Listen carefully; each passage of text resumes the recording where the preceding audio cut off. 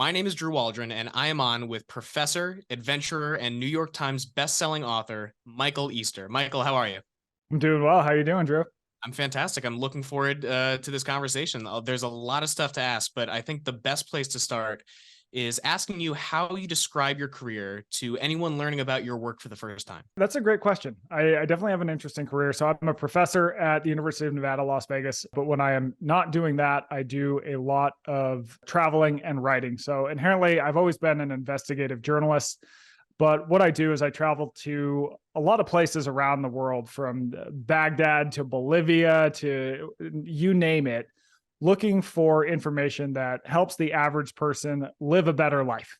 Really, what I cover is topics on how we can work better, think better, live better, move better, do all these things that we need to do in everyday life in a way that enhances our life and allows us to live better. That's fantastic. And right now, you are fresh off the successful release of your brand new book, Scarcity Brain, which details the relationship that our slowly evolving brains have with modern day, quickly evolving technology. And in this book, you explain in detail the different ways that our scarcity driven minds are taken advantage of by different institutions, institutions that know how to push our evolutionary buttons. Now, what led to writing a book on this topic in particular? So I live in something you need to know about me. I live in Las Vegas. So Las Vegas is a town that is built on getting human beings to do irrational behaviors. This city would not exist if humans were rational, right? So people fly in, they gamble, they lose all their money, they eat way too much, and they get back on the plane home with their tail between their legs. And, it's really interesting watching that, but also watching it, you're like, this is just a sort of really intense version of how people everywhere behave all the time. Human beings do a lot of irrational things, right? We overconsume. We are great overconsumers.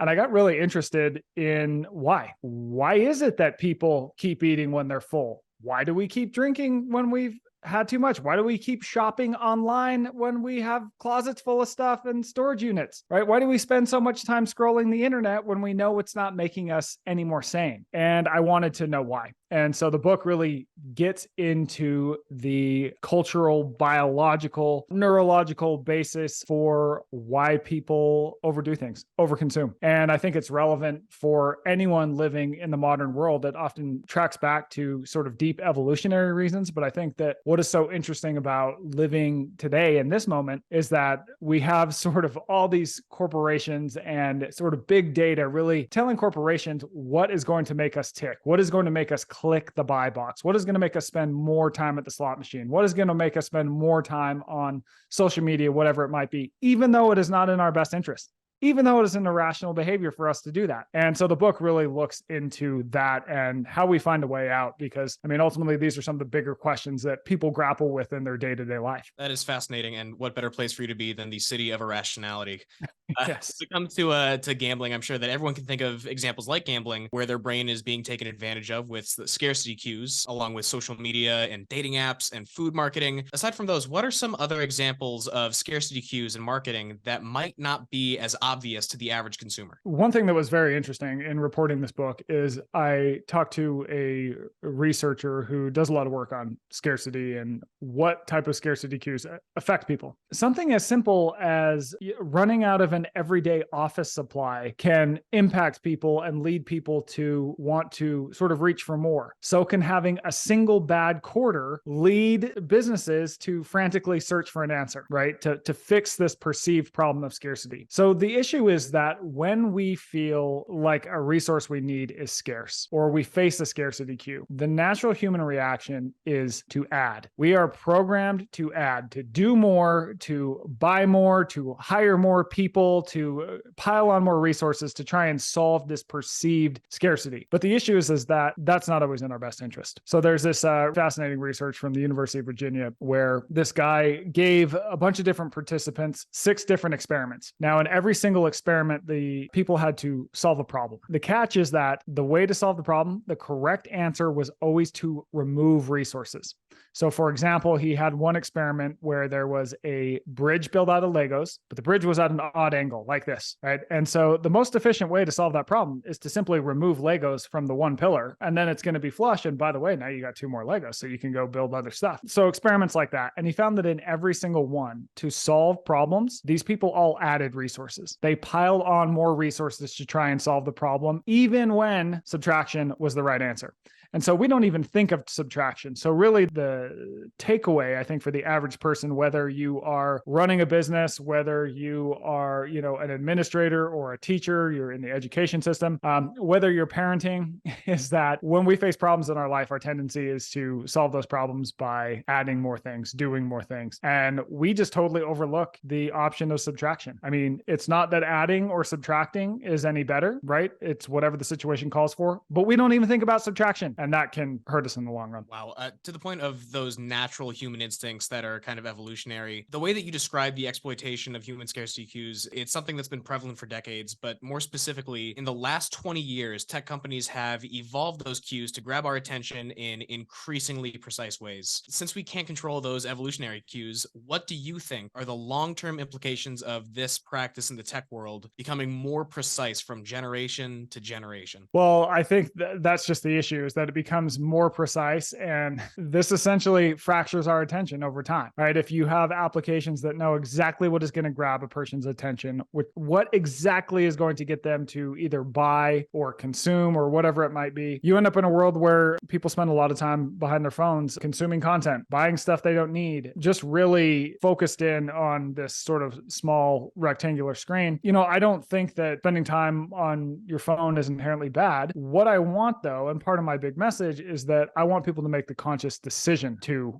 spend time on their phone. Right? So there's this great line from William James, who's the father of American psychology. And he basically said that at the end of your life is a culmination of what you paid attention to. So if you look at the average American today, we spend more than 13 hours a day engaged with digital media. So this kind of stuff has sort of become our lives. And we often fall into using digital media for reasons that we're unaware of, right? We just kind of find ourselves there. We're unaware of why we're there. And so what I really want people to do is be more aware of how they spend their time, how they spend their resources, and how they react to these sort of cues that get thrown our way every day. Now that we sort of have to live on the internet for personal and professional reasons, how do we navigate that space and live better? Like you said, we kind of have to live on the internet, and that leads perfectly into my next question, which is, I'm sure that with all this work, you are constantly asked how to escape the scarcity loop. And you've had a lot of great advice in the past. You've stated that some of the best medicine is getting in touch with the environment and being okay with the concept of boredom. What else do you think the general public should take into account when thinking about escaping the scarcity loop? Yeah. So as part of the book Scarcity Brain, I identified this 3-part behavior loop that I call the scarcity loop. And it's basically the ultimate capture of human attention. It causes us to repeat behaviors over and over and over that can be fun in the short term, but detrimental in the long run. So it's what makes slot machines work. That's really the industry that sort of dialed it in and got it to really start humming. And once that happened, you had a bunch of other industries look at Las Vegas and slot machines and go, how do we do that? So now you find it in social media, you find it in dating apps, you find it in online shopping, you find it in all these different industries across the board. And so the good news is that there is a way out of it. It's got 3 parts. And if you can either change or remove one of the 3 parts, that will stop a behavior. I mean, that's been demonstrated in studies going back to the 1950s. So part of what I talk about and write about is how do you do that? And then to your point, because you brought up the boredom thing, is that I think that most activities or things that improve humans today, they're often uncomfortable in the short term, but they're beneficial in the long run. So we'll take boredom as an example. Boredom is basically this evolutionary cue that tells you, whatever you're doing with your time right now, your return on your time invested has effectively worn thin. So you got to go do something else. Now, in the past, that something else would often be productive, right? If we are hunting and gathering or let's say we're gathering and we can't find any food, we'd get bored because we're not getting a return on that, right? And so it's this uncomfortable cue that tells us go do something else. And in the past, we maybe would have gone and tried hunting instead so we could survive and get food. Today, when we feel the discomfort of boredom, however, we've got a million easy easy, effortless escapes from it, right? We're doing these things that aren't necessarily enhancing our life. We're pulling out our phone. We're going to watch Netflix. We're going to do all these things. So I think when you look at a lot of the research on boredom, though, it is one of the best things that you can do for your creativity, to reduce stress, for your mental health in general. And there's amazing research behind this. And so when I think about it from the perspective of, if I'm an employee, if I'm a student, if I'm someone who needs to think and create, try to be sane, boredom is a great thing to add to your life. The secret power of boredom. Very well said. Yes. We've spent all this time discussing your work as an author, but the word adventurer is prominently featured in your job titles. And most notably, you spent 33 days in the Arctic. What was that like in relation to your goal to expand your human potential? Oh, well, because of my work as a journalist, I've been interested in this concept of, what has living in all the comfort that we live in today, what has that done to us as human beings? Because you have to understand that humans evolved in environments that were uncomfortable. They were harsh. That was a great teacher for us. And we now live in a world where, I think things are much more comfortable. For example, we live at 72 degrees. If you want food, you no longer have to physically work for it. You can literally just click an app and food will arrive at your front door. We spend 93% of our time indoors. We're not outside as much. As I said earlier, we're not bored as often. There's just all these forms of discomfort that we've woven out of our life. And these are things that seem to be good for us. And so I went up to the Arctic for 33 days to really experience that and embed myself in that, because I do think that as a journalist, look, I have an academic background. I have a background in journalism. I've read a million studies. I've talked to a million experts, but I can tell you, you cannot fully understand something until you actually experience it yourself. And I think that generally that trend is losing steam among journalists. It's very easy to sit behind a screen and report and try and get your story that way. But in doing that, you miss this sort of deeper truths and elements to the story that you're writing about. And so for me, the adventure part and spending that 33 days in the Arctic was so I could really experience these discomforts that I'm writing about. Talk about, well, what does that actually feel like? What would it have done for us as human beings? And also learn things that I never would have thought of. So for example, I got up, I knew that by going and spending 33 days in the Arctic, I'm going to be cold. I'm probably going to be moving around a lot more. I'm probably going to be hungry because we're not bringing in that much food. But for example, I had no idea how silent it would be up there. And it turns out that humans have increased the world's loudness fourfold. And this has affected our health, our psychology, our thinking. And it left me with these really important lessons about the value of silence for productivity, for mental health, for all these different things. So I've really continued that trend. All of my books, I'm traveling, I'm meeting people in person. I'm trying to have experiences that I think can inform me so I can better inform my readers. Absolutely. Good to get away from the 24/7 onslaught of information. You and I were on a call last week where you said that you believe everyone should do this with two rules. Rule number one, it has to be challenging. Rule number two, you have to survive. You have to be safe enough to make sure that you stay alive. What advice would you give to someone to push them into trying a challenge like this themselves? Yeah, well, I mean, the big answer is, okay, why do you challenge yourself in the first place? That's the question, right? Well, when you think about humans in the past, we used to have to do challenging things all the time. This was from big hunts. This was from moving to summer into wintering grounds. These were daily life challenges that we would thrust ourselves into, and we would often not be sure if we were going to finish it, right? We would really have to dig deep and challenge ourselves and push through. But in doing that, that's a great teacher because it teaches you what you're capable of as you do that, right? You might have a moment where you go, I can't keep doing it. I'm going to have to quit and I'm going to die out here. But you keep putting one foot in front of the other. And then on the other side of that, you have this realization wow, I sold myself short and I'm so much more capable than I realized. One of the upsides and the downsides of living today is that we don't get those moments anymore, right? We don't have to do these sort of big epic challenges, which keeps us safe, but it also decreases what we know about ourselves and what we are capable of achieving. So this idea I write about in The Comfort Crisis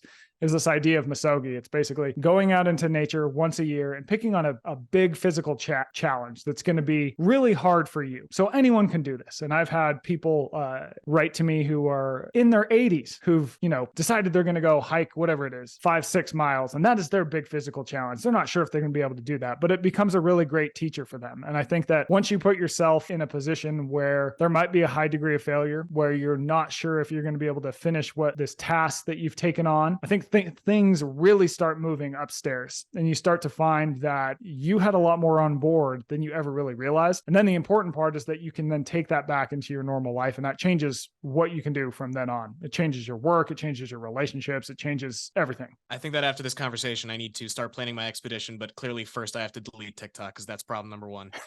Yes, Michael, we'll start with that first. Michael, this conversation was fantastic, and I always like ending these interviews on the question, what advice do you have for young people? And this is always asked in relation to our speaker's area of expertise, but your work, specifically your work in your latest book, is kind of all encompassing, and it's very broad and could be applied to hundreds of different things. So I will leave that broad question to you in any context you'd like to answer it. What advice do you have for young people? I would say do what humans have always done to stay happy and healthy and feel alive. Spend time outside, deeper the nature, the better. Do physical things that make you sweat, build good connections with people, take on big, ambitious goals and try to complete them. That's it. I mean, that's the story of how humans have improved and taken over the world, right? We set out on foot into the great unknown, wanting to build and do something bigger and live better. And we did it with other people, and it was outdoors, and that was it. And I still think that is a real story of staying well and healthy and coming up with great ideas and doing big things today. Absolutely. Very well said. Go out and get it done. Yeah. Well, that will conclude our conversation with Michael Easter. Michael, thank you again for your time. I can't tell you how much I appreciate it. Hey, thanks for having me. It was fun. Thanks for listening, everybody.